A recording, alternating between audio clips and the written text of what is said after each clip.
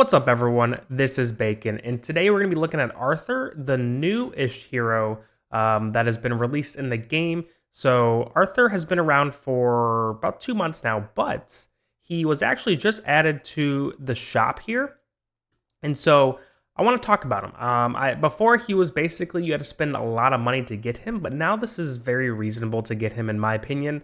So I want to talk about him. I want to talk about how to get him. I also want to talk about like, is he even good? Is he worth going for? But before we do that, per usual, I want to do some summons because I got a good amount kind of stockpiled up here. Let's go ahead and start with some stargazing cards. Nothing there. Okay. We're not going to be doing any Destiny summons, but this dude is in the game. What is his name? Oscar. So I will do a video on Oscar because I'm curious to see how he is compared to Classic, but not a lot of high hopes for him because he was pretty unremarkable in Classic. Let's go ahead and summon the faction ones. Mira? Frick yeah. I feel like I've been getting really lucky with the ones I've been getting lately. Definitely wanted a Mira, so let's go ahead and do some normal summons now. I'm going to save the faction ones up until I have a double-digit amount. Oh, nice. I just added her to my wish list too. Sophia is a hero that I'm excited about, but I can't really test her out until I have more copies of her. So we'll see. We'll see how many I can get. Get out of here. But there's been some kind of positive changes, I think, coming to companions with adding Arthur to the arena shop. I think Arthur is definitely a hero that you will want to get eventually. I don't think he's like ultra high priority. Okay, double garbage pull, but I guess we'll take it. But he's not like an overpowered broken one, but he is really good in certain situations. And I think what makes him fun is he's really good in kind of the campaign, Scarlet and Ice, campaign, towers, Forked Fate, those kind of areas. So definitely will have some use as you're trying to push further in the game. Oh, that's a really good double. That's a really good double. Frick yeah.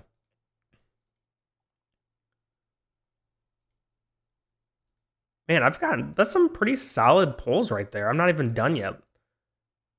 Let's go ahead and ascend these. Look at all those white ones. I can ascend even farther. You love to see it. You love to see it. Mira is almost maxed. I just need 2 more copies of her, which is great because she is a really good hero. Pippa, don't really care, but this does get me 1 step closer to getting that extra star on my Awakened Solace, which is great. I think I'm actually really close. Let me check that real quick. Where's she at? Oh, she's not even in here. Let's check her real quick. Okay, she's at 3. So I think I'm almost... Oh, wait. Did I get her? Yep, there we go, baby. Got that 4th star on Solace, which is great. And now I just need own heroes with 5 stars. 8. So I need 8 5 stars. So basically, I just need to get one of these 2 to 5 stars, and then I get her to 5 stars, which is really nice. Cool. We'll take that for sure. Okay, so anyway, got a little sidetracked with my pretty baller summons. I'll just finish these out before I continue on. Oku Trisha, come on. Leica, okay.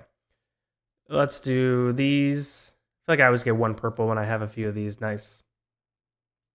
Pippa, okay, 1 Pippa to get my Awakened Solace to 5 stars. Isabella, okay, I guess we'll take it. All right, so that's it for the summons. Actually, no, I do have some of these bad boys to do, so let's go ahead and do that. I feel like I'm due a summon for these. Maybe not. There we go. Give me a double. All right, I'll take 1. Let's do the 4 individuals. Why not?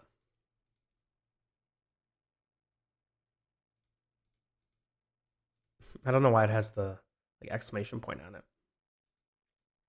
Final one. Nope. Hey, we'll take one. One's not terrible. Yep, I need one more to get him to the next level. So, as I was saying, Arthur. Let's take a look at Arthur. So you can get Arthur from the Arena store now for 105 tokens. I know previously I said I was saving these up so I could buy this when it came out. I completely forgot. I bought some stuff. So I don't have anything to buy him with, but I will start saving up because I do want to get a copy of him. So you can see here, it has the 15 here, the same as these two, which means you need to buy this 4 times, or you need 60 copies of the puzzle pieces to get a normal copy of Arthur. So he is just like other dimensional heroes. So once you get that one copy, you can only ascend him using the dimensional spirit copies, or whatever they're called, the spirits. And that does make him a little harder to kind of get leveled up. He is a hero where, honestly, he probably needs to get to A3, A5 ideally to really shine. And so you can get some value from him at a lower level or ascension, but long term, I think you do want to get him to that higher A3, A5 area, which means he does require a lot of investment, which is unfortunate. But the fact that we can get a copy of him this way is nice. One other way you can level him up, and I do not recommend him at all, or I do not recommend doing this at all, is to, every time you buy one of these, you get a copy of him. So it counts as like a spirit shard. So if you buy 4 of these, you get 1 full Arthur. You can buy 4 more, and then that will count as 1 shard. That is a lot of investment, and I would not recommend it, and it's going to take you so long anyway, especially if your arena isn't super good at this point. It's going to take a long time. So I wouldn't recommend it. I would just wait, save up your Destiny Summon Scrolls, save up your diamonds for the next dimensional event, and just pull a ton of spirit shard things. And I think that'd be great. One thing I think would be really cool if Lilith did this was having maybe like once a month or every 2 or 3 weeks is having like a spirit summon event, not pertaining to any dimensional event, but doing something where like for 2 days over the weekend, you can summon spirit shards from the Destiny summons. I think that'd be cool. I think it would also, I mean, honestly, people would probably spend a little money for diamonds or for some of these. So I think it's a good financial decision too, to kind of like pump it up. Obviously, it will mean that people aren't like summoning mass quantities, all their diamonds and Destiny summons for the event, which means right here you wouldn't get as many like spirit things for the events that come out for the dimensional summon events. But I think you could definitely incentivize it by having, like, if you summon 400, you get X thing or whatever. I don't know. I think just having, like, besides for the specific dimensionals, having like a spirit summon event would be really cool in my opinion. But getting back on track, Arthur here I think is worth trying to save up for. 420 tokens is a lot, 420,000. So it will take some time. It'll probably take a few weeks or over a month to get that, but I think it is worth it. Once you get that copy, I would just kind of hold tight, wait till there's a spirit event where you can summon for those spirits copies for dimensionals, and then level them up. Unless the dimensional hero for that event is much better than him, which chances he will be, or she, or whatever. So keep that in mind. I think it's something you'll slowly kind of build him up over time, not necessarily worth the urgency. But let's go ahead and just take a look at Arthur and see. Oh, they already have Da Vinci in here. Or Leonardo. Oh, yeah, Leonardo, and then his thing is Da Vinci. That's funny. I'll talk about him once he's fully out. He will not be out until the event that basically has him is out. But one thing to note, I think he will be released in a similar manner as Arthur, where you can basically spend real money early on to get a copy of him. And basically you're getting him early, or you can wait 3-4 months until he's added to the shop like Arthur is. So you're basically paying to get him early is how I understand it. Let's go ahead and take a look at Arthur. Check out his skills. He's the dimensional hero. He is a strength-based hero. a tank, and then his role as a tank. Makes sense. Arthur will claim Excalibur from a lake the first time the skill is used. Once he is wielding the Excalibur, Arthur's attacks animation will be changed. His skills will be strengthened, and his attack rating will be increased by 55%. Any subsequent uses of the skill will deal AoE damage equal to 400% of his attack rating to enemies in front of Arthur. And then 2 and 3 is just damage increase. King's Blessing. Arthur thrusts his sword into the ground, creating a small shockwave that deals damage equal to 240% of his attack rating to nearby enemies, simultaneously gaining a shield with the value of 400% of his attack rating. If Arthur is wielding the Excalibur, an additional blade circles that last for 8 seconds will be cast upon the ground, reducing the damage and health loss taken by allies standing within it by 35%, and increasing the damage and health loss they inflict by 35%. At 2 and 3, the shield value is increased to these percentages for its attack rating. And then at 4, which is his Divine Effect, unlocks King's Blessing skill upgrade. Damage is increased to 300% of his attack rating. So right here. Let's go on. Excalibur's Fury. Arthur uses his sword to form a blade aura that deals 220% damage to all enemies it passes through. If Arthur is using the Excalibur, he will form an additional 2 blades auras that target the enemy to his sides. Enemies that are struck by multiple blades auras will receive 45% more damage from subsequent aura attacks. And then 2, 3, 4, damage increase. And that is also Divine Effect, level 4. And then passive, Shield of Honor. Attacks that strike Arthur from the front inflict 60% less damage and health loss on him. That's a passive. At level 2, attacks that strike Arthur from the front inflict 65% less damage and health loss on him. At 3, same thing, but 70. And then at 4, which is also a Divine Effect, all 3 of his Divine Effects are associated with his skills, so we won't go into that. 4, unlocks Shield of Honor skill upgrade. Critical strikes that hit Arthur's face on deal 40% less damage to him and causes the attacker to lose health equal to the reduced damage. Let's go ahead and take a look at his signature item before I kind of talk about him. Arthur rallies his team, raising the attack frequency of normal attacks for all allies standing behind him by 50%. Allies standing behind him gain 15% crit and physical pierce points. Allies standing behind him gain 30% crit and 20% pierce.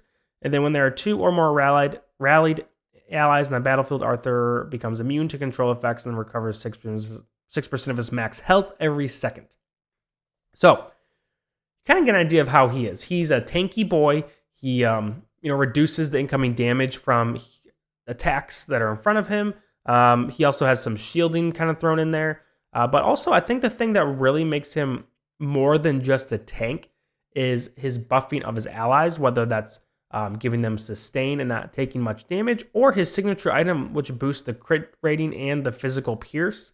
So this makes him really good when you pair him with the hero that does physical damage.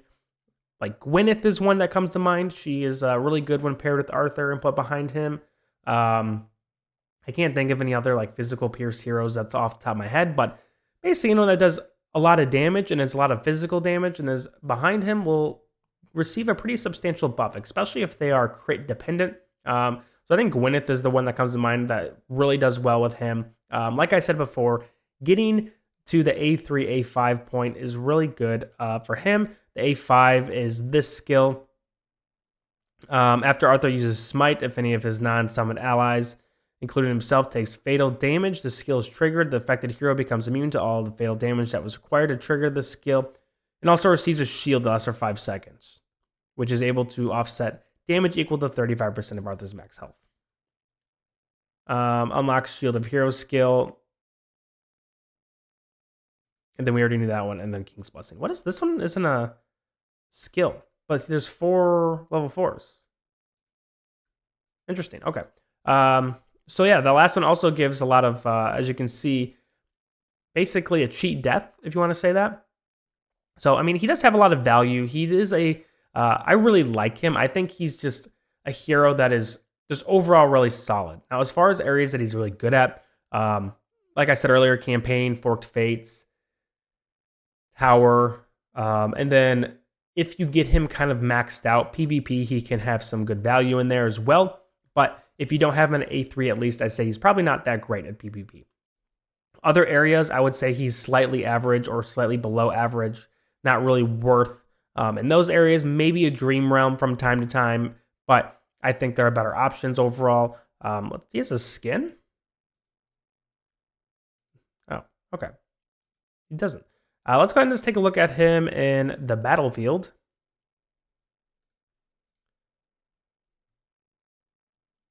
See, he's doing that stab on the ground. He's got that shield.